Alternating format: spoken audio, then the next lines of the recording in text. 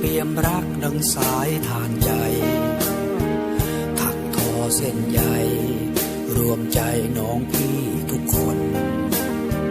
พัฒนาสร้างสรรค์ป้องกันภัยเด็กในชุมชนสิทธิของความเป็นคนและให้โอกาสวาดตามรอยฝันกราบหมอนขอพรยิ่งใหญ่ลูกน้อยอ่อนวัย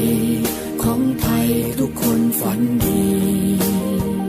ร่างกายจิตใจสมบูรณ์อย่างมีศักดิ์ศรีหลับเถิดคนดีค่ำนี้จะกล่อมเจ้า